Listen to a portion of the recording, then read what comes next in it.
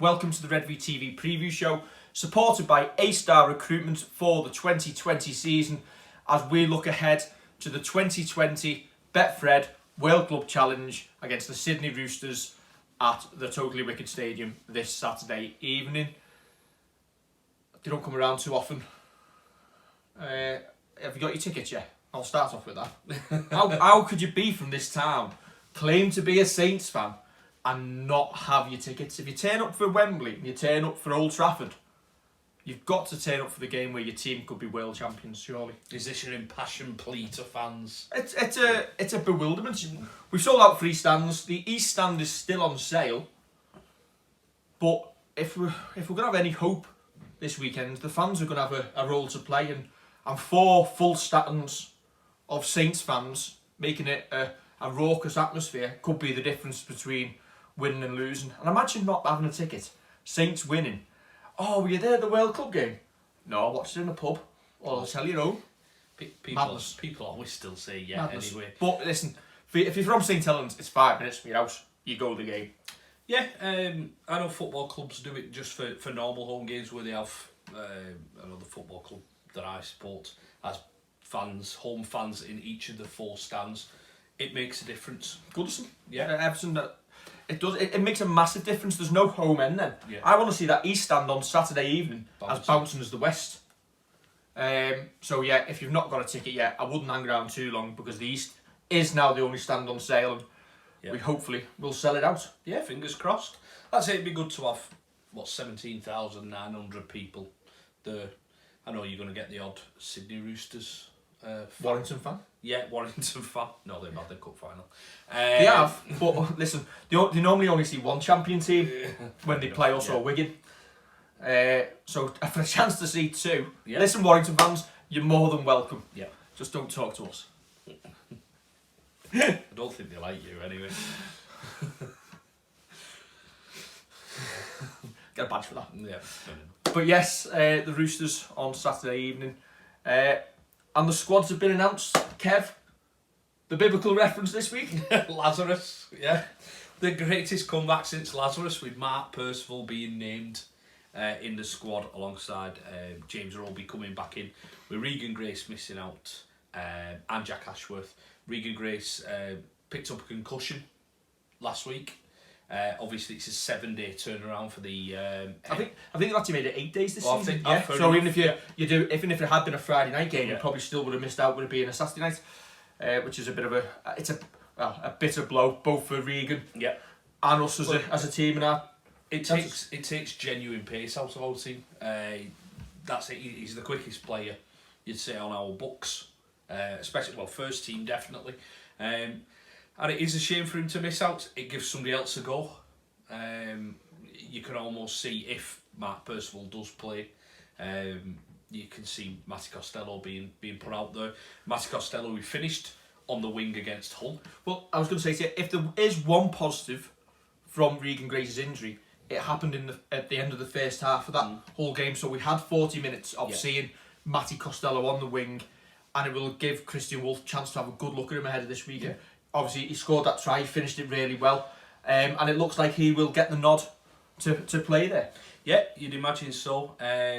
It's an interesting one with Percival being named in the squad because the Super League rules say if you then bring someone else in outside of that 21-man squad, you lose an interchange, which I think is terrible for playing welfare.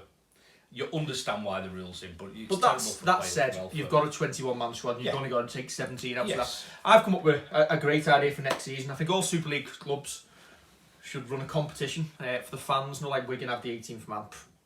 But yeah, you gain a squad place, and if ever your squad has got that many injuries that you can't name 21, you just stick the fan in it. They won't play, but they'll be in the squad. Do you have to name 21? You don't. Toronto only named 19 last week, but that said, yes, we've got the 21-man squad. Percival, if he's fit, obviously you'd assume he'll play inside of Costello. Yeah. If he isn't, is it Bentley's spot? It probably is, to be honest. He's had a good 40 minutes against Hull, showing what he can do there. I think Christian Wolff likes him because he's tough. It's not going to be a flashy side of the part, that one. And versatile. Yeah, But that's it. It's not well. Both Costello and Bentley are very versatile. Costello playing wing, centre, and can play fullback. Played fullback last year for us. Yeah, I'd say Bentley's going to get the nod, and then that probably gives Aaron Smith a chance off the bench, unless we go with an absolutely massive bench. Now, obviously, you've come on to hooker. James Roby, Captain Marvel, is back. Yeah. You just roll him out for the big games. He's going to be like Sean O'Loughlin, isn't he? Yeah. Roll him out for the big games, and you'll know he'll do what he does. Yes. Do you start James Roby? Yes. Or do you start Aaron Smith with James Roby coming off the bench, maybe after Smith has softened them up a little bit? No, you start with James Roby. All that experience, you don't leave it on the bench for the first 20 minutes, in my opinion. You get him on there, you get the game settled. You don't want the game getting too... And I'm not saying this isn't a slight at Aaron Smith or anybody who's gonna turn out for us on Saturday. But you want your experienced heads out there. Roby's so experienced, 450 odd games. He's got to start.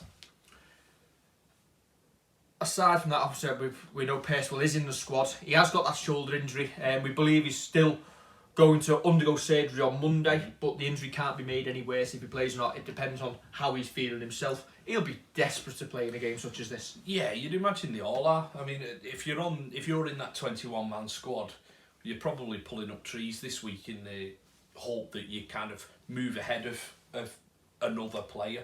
So you've got the likes of Kyler Moore, who I think was 18th man. He was certainly training as 18th man against Hull. He's looking at a bench spot there. For me, Probably. Amo comes back in, and I think maybe the only reason he didn't last week was obviously with Alex coming back into the side. Maybe Wolf didn't want to make too many changes in the pack and not soften us up, but have players coming back to fitness and maybe stagger them. Yeah. I'd expect Kyle Amo to be back in this week. Aside from that, we're still obviously missing Lachlan at fullback. Jack Wellesby should remain there. Yeah, you'd think so. There's not going to be too many changes. We're almost and ahhing, and people are coming in on social media saying that there might be changes again ahead of the whole match, and Christian Wolf's done what everybody would rather and left the majority of players where they are and just change one or two. And that's what you want to see. You need a settled team. They've played for the past 3 rounds in their favoured positions. Why start changing it now? Speaking of the whole game,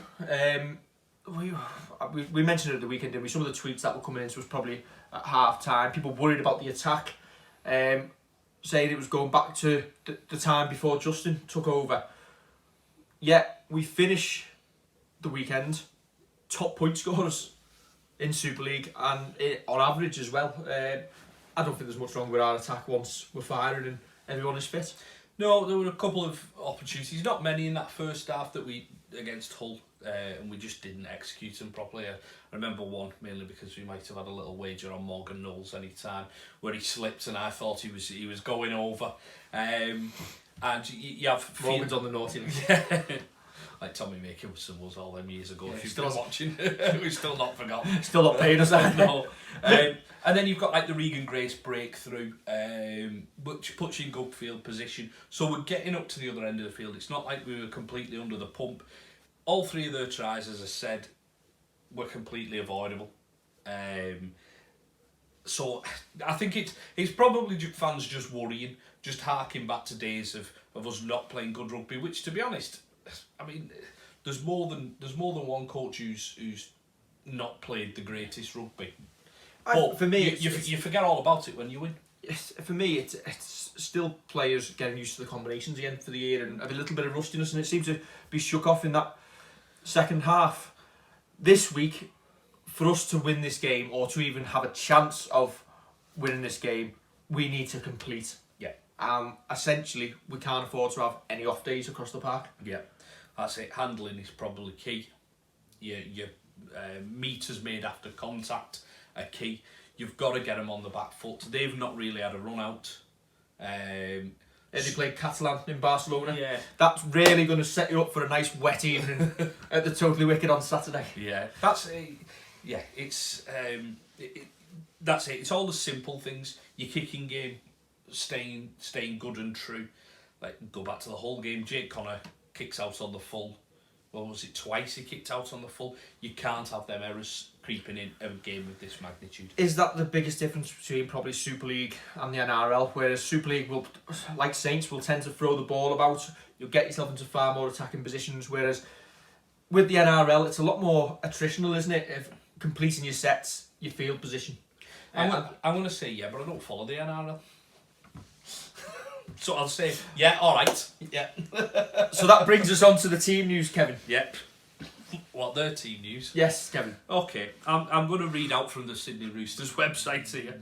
So their 21-man squad, it's not got captain Boyd Cordner in. He's been ruled out of the match. I think I heard that they're resting him. Yeah, apparently Trent Robinson thinks it's the manager's minutes this year. I think he's a James Roby situation, isn't he? I'm not going to try and pronounce the bloke who's going to start in the Cecilia second row. Tupanoa. Yeah, that's it. You can tell you've been hanging about the club recently. Angus Crichton will start in the centre position inside Daniel Tupu on the left edge. Cal Flanagan starts at halfback alongside Luke Keary. Now, see, that's a big one for me. Obviously, Cooper Cronk missed the Sydney Roosters, wasn't he? Yeah. He's obviously retired. They've got a new combination who haven't played together before. The first 20 minutes of this game is a massive opportunity for Saints to try and get on top. Yeah. There's new combinations across the park. Saints need to take it to them. Definitely. I mean, that's home field advantage is the key for me. We didn't show it in previous games that didn't happen against the Rabbitohs. I've forgotten all about them. But they've still. You're saying this new combinations across the park. I'm looking at the team list.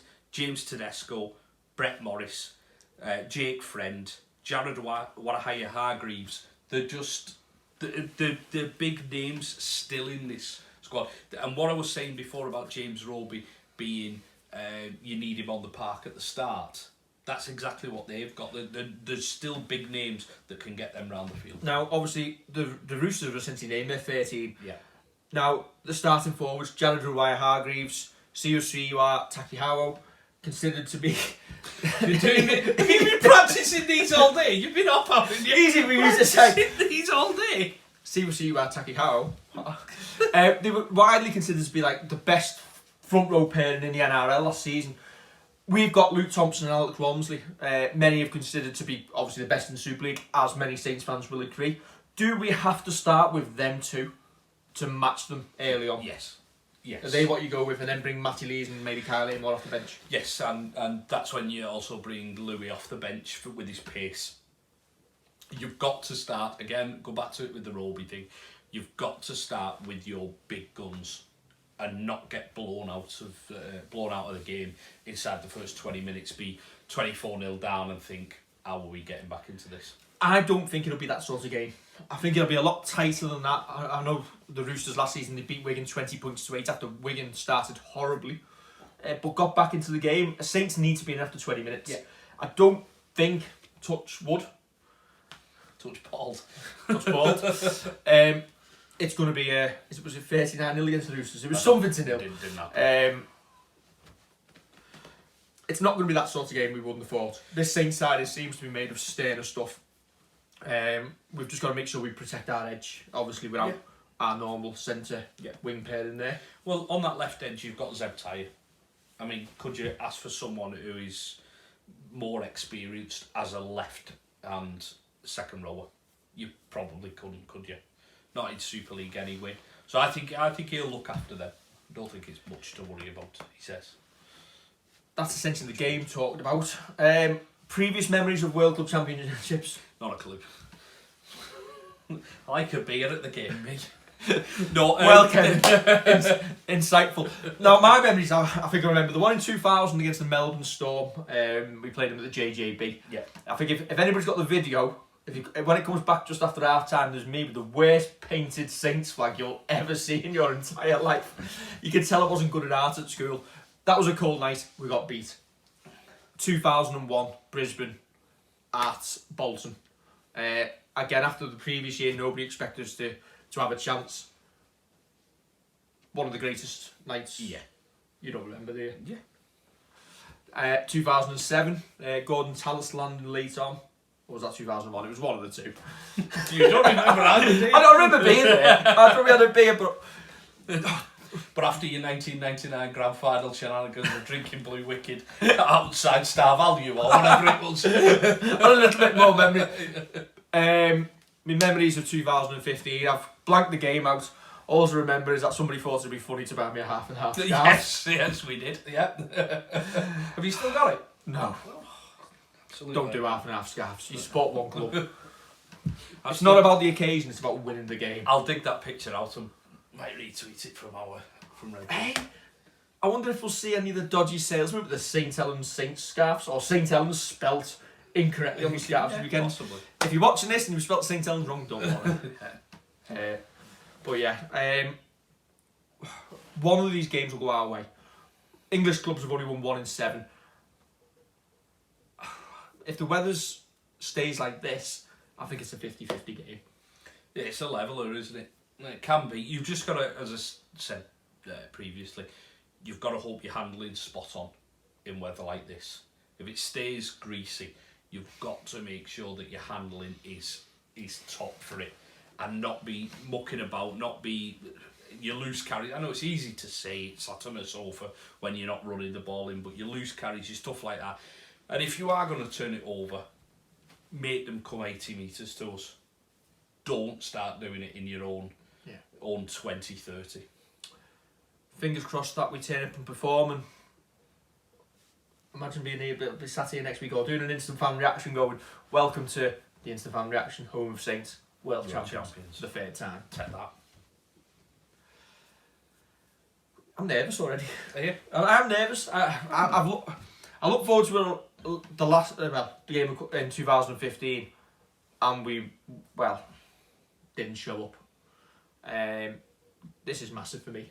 I don't get why anybody would think this is any less important than a grand final or a Challenge Cup final. It's your chance for your town to become world champions. Yeah. It's a chance for, as a player, to call yourself a world champion. Yeah. It's a chance for Redvee TV to call ourselves world champions, Redvee TV.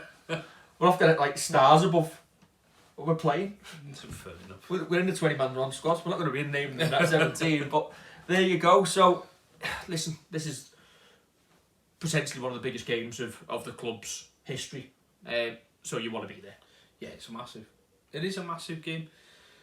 As you say, the marketability off the back of being world champions should be something that, if/when we do win on Saturday, we market the club. We use it every possible opportunity we can. I think the council will have to update some signs. Yep. Speaking of signs, we'd like to thank Warrington for delivering the job lot of Champions vs Champions advertising material to the club, so it could be used for an actual Champions vs Champions fixture. But listen, Warrington, it's 8 miles from your ground. If you want to come and watch, East Stand tickets still available. Yeah. Catch you soon. Don't forget to like, share, and subscribe. 400,000 up, sorry, we've got to say it. 400,000 up, we nearly forgot. Thank you very much to everybody who watches. Thank you to A-Star Recruitment for backing us with these videos and allowing us to do it. Proudly worn on the chest. Did you know which side it was on then? I don't know, we left and right. But yeah, 400,000 up. We'll catch you soon. Like, share and subscribe.